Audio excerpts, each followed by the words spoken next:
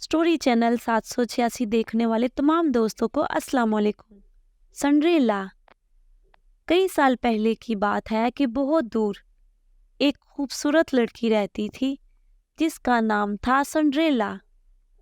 जब संड्रेला की वालदा का इंतकाल हुआ तो इसके वालिद ने दूसरी शादी कर ली ताकि संड्रेला की अच्छे से देखभाल हो सके। संड्रेला की सौतेली वालदा का नाम लेडी बफी था। लेडी बफी की दो बेटियां थीं जो बहुत ही चालाक, बिगड़ी हुई और हर वक्त आपस में लड़ती रहती।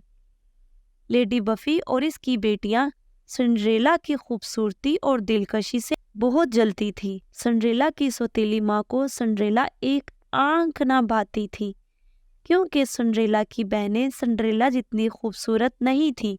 एक दिन संड्रेला के वालिद को किसी काम के सिलसिले में कुछ दिनों के लिए दूर जाना पड़ा। संड्रेला अपने वालिद को जाता देखकर बहुत उदास हुई। एक दिन जब संड्रेला अपने बागीचे में कुछ परिंदों से खेल रही थी तो लेडी बफी को ये देखकर बहुत गुस्सा आया और वो संड्रेला के पास आई और गुस्से से बोली, जाओ और घर का सारा काम करो। और उन्होंने संड्रेला को बहुत गंदे और छोटे से कमरे में रहने को कहा। संड्रेला ने खामोशी से अपनी चीजें उठाई और उस कमरे में चली गई। उसे समझ नहीं आ रहा था कि वो क्या बोले। उस दिन के बाद संड्रेला घर के सारे काम खुद ही कर लिया करती थी। काम करते करते वो बहुत थक जाती। उसकी सौतेली माँ और सौतेली बहनों को उस पर जरा तरस नहीं आया।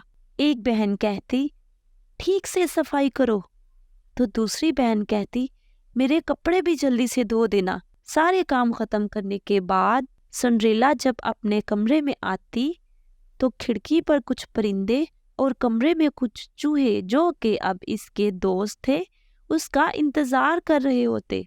वो इनके साथ खेलकर अपना दिल बहला लेती। रात को संड्रेला को बहुत सर्दी महसूस हुई और वो सर्दी से बचने के लिए नीचे चिमनी के पास आ गई। संड्रेला को बहुत सुकून महसूस हुआ और वो वहीं सो गई। ऐसे ही काफी दिन गुजर गए। एक दिन एक सिपाही वहां आया और ऐलान किया कि कल महल में एक बहुत बड़े जश्न का इनेकाद किया गया है। शहजादे के लिए शहजादी का इंतखाब होना है। शहर की लड़कियां जो शादी की अहल हैं वहां जरूर तशरीफ लाएं। ये ऐलान सुनना था कि संड्रेला की छोटी बहनें और माँ बहुत खुश हुई और वो पार्टी में जाने के लिए नए कपड़े और नए जूते खरीदने के लिए बाहर चली गई। सौतेली माँ ने संड्रेला को देखा तो गुस्से से कहा, घर का काम अच्छे से करना। संड्रेला ने उनकी सारी बातें सुन ली थी। वो ये सोचकर कि वो पार्टी में नहीं जा पाएगी उदास हो गई। अगली सुबह सौतेली बहनें जल्दी उठ गई। उन्होंने संड्रेला को बुलाया कि जल्दी आओ और हमें पार्टी में जाने के लिए तैयार होने में मदद करो। पूरा दिन संड्रेला बहनों को तैयार करती रही। शाम तक वो दोनों पार्टी के लिए तैयार हो गई।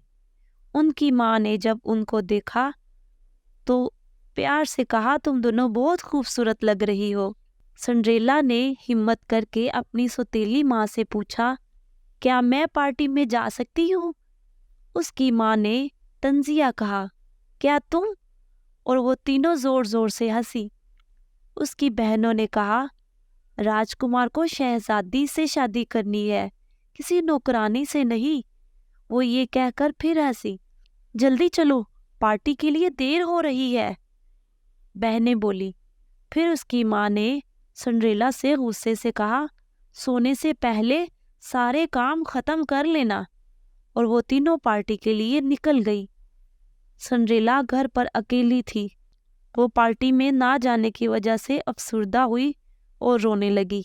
रोते रोते उसने कहा, काश मैं भी पार्टी में जा पाती। संड्रेला का अभी ये कहना था कि अचानक से एक बहुत प्यारी परी वहां नमूदार हो गई। संड्रेला ने उसे देखा, बहुत हैरान हुई। परी बोली, मेरी प्यारी संड्रेला, रो मत, तुम भी पार्टी में जरूर जाओगी। संड्रेला ने हैरानी और अफसुर्दगी के मिले जुले तासुरात में कहा, मेरे कपड़े देखें, मैं कैसे जा सकती हूँ? परी ने कहा, परेशान ना हो, मैं तुम्हारी मदद करूंगी। मुझे एक कद्दू और कुछ चूहे ला कर दो। सिंड्रेला को समझ नहीं आ रहा था कि वो क्या कह रही है। खैर, वो किचन में गई और एक बड़ा सा कद्दू ले आई और फिर अपने दोस्त चूहों को ले आई। परी ने अपनी जादुई छड़ी से कद्दू को एक खूबसूरत बग्घी में बदल दिया। फिर उसने उन चूहों को घोड़ों में और एक चूहे को ड्राइवर में तब्दील कर दिया। सिंड्रेला ये सब देखकर बहुत हैरान हुई। फिर परी उसकी तरफ मुड़ी और अपनी जादुई छड़ी से उसके आसपास जादू करने लगी। अचानक से सिंड्रेला एक खूबसूरत शहजादी में तब्दील हो गई। सिंड्रेला अपने लिबास और अपने जूतों को देखकर बहुत खुश हुई। सिंड्रेला बोली, मैं तो राजकुमारी की तरह दिख रही हूँ। फिर परी मुस्कुराती हुई बोली, अब तुम पार्टी में जाओ और याद रखना, जैसे ही 12 बज जाएं, तुम जल्दी से वापस लौट आना, क्योंकि पूरे 12 बजे मेरा जादू खत्म हो जाएगा और तुम पहले जैसी हो जाओगी। ये सुनकर सिंड्रेला थोड़ा हैरान हुई और फिर वो बग्घी में बैठी और बग्घी महल की तरफ चल पड़ी। खूबसूरत बग्घी महल के सामने जाकर रुकी। सिंड्रेला बग्घी से उतरकर महल के दरवाजे से अंदर चली गई। सब लोग सिंड्रेला को देखते रह गए। वो बहुत खूबसूरत और हसीन लग रही थी। उसकी सौतेली माँ और बहनें भी उसे देखती रह गई और वो उसे पहचान ही ना सकी कि वो सिंड्रेला है। अचानक सीढ़ियों पर राजकुमार आता दिखाई दिया। राजकुमार ने देखा कि सिंड्रेला पार्टी में सबसे ज्यादा खूबसूरत लग रही है। उसकी नजरें सिंड्रेला पर रुक गईं। सिंड्रेला को देखते ही राजकुमार को उससे प्यार हो गया। राजकुमार आगे बढ़ा और सिंड्रेला के पास जाकर रुक गया। राजकुमार बोला, ऐ खूबसूरत लड़की, क्या तुम मेरे साथ डांस करोगी? सिंड्रेला ने आहिस्ता से हाँ में सर हिलाया। सिंड्रेला को राजकुमार के साथ डांस करते हुए बहुत मजा आ रहा था। सिंड्रेला को वक्त गुजरने का एहसास ही ना हुआ। फिर अचानक उसकी नजर सामने लगी घड़ी पर पड़ी, जिस पर 12 बजने ही वाले थे। उसे उस परी की बात याद आ गई। हड़बड़ा कर सिंड्रेला ने शहजादे से अपना हाथ छुड़ाया और जल्दी से महल से बाहर भागने लगी। राजकुमार ने कहा, अरे रुको तो, मैंने तो तुम्हारा नाम तक नहीं पूछा। सिंड्रेला जब महल की सीढ़ियां उतर रही थी तो उसका एक जूता वहीं छूट गया। पर सिंड्रेला के पास इतना वक्त नहीं था कि वो वापस जाकर अपना जूता ले सके। अभी वो बाहर पहुंची ही थी, पूरे 12 बज गए और वो पहले जैसी हो गई। बाहर आते हुए राजकुमार को सीढ़ियों में सिंड्रेला का जूता मिल गया। राजकुमार ने आसपास देखा तो कोई नहीं था। राजकुमार ने सिपाही से कहा, पता करो ये जूता किसका है, चाहे इसके लिए सारे शहर की लड़कियों से आपको मिलना पड़े। जो भी हो उसे ढूंढ कर लाओ। सिंड्रेला भागती हुई घर पहुंची और सीधे अपने कमरे में चली गई। वो राजकुमार के साथ गुजारे लम्हे के बारे में सोचने लगी। फिर वो मुस्कुराई। उसे लगा कि उससे भी राजकुमार से प्यार हो गया है। वो जानती थी कि राजकुमार के लिए उसे ढूंढना बहुत मुश्किल है और अगर ढूंढ भी लिया तो वो उसे पहचान नहीं सकेगा। सिपाही हर घर जाकर उस जूते की मालकिन को ढूंढने लगे, पर जूता किसी भी लड़की के पाँव में फिट नहीं हुआ। आखिर में राजकुमार के आदमी सिंड्रेला के घर पहुंचे। सिंड्रेला राजकुमार की गाड़ी को घर के सामने देखकर बहुत खुश हुई। जैसे ही सिंड्रेला कमरे से बाहर जाने लगी, इसकी सौतेली माँ दरवाजे पर थी। उसकी माँ ने दरवाजा बंद करके लॉक लगा दिया और वहां से चली गई। सिंड्रेला ने बहुत दरवाजा खटखटाया पर किसी ने नहीं सुना। सिपाही ने पहले पतली बहन को जूता पहनाया, पर वो उसके पैर के लिए बहुत छोटा था और उसके पाँव बहुत लंबे थे। फिर उसकी छोटी बहन ने कोशिश की, पर जूता उसके पैर में जा ही नहीं रहा था। उन्होंने कोशिश तो बहुत की मगर नाकाम रहे। सिंड्रेला कमरे में बंद रोने लगी। उसे रोता देखकर उसके दोस्त चूहे उसके पास आए। सिंड्रेला ने रोते हुए कहा, मेरी सौतेली माँ ने दरवाजा लॉक कर दिया है और चाबी उसी के पास है।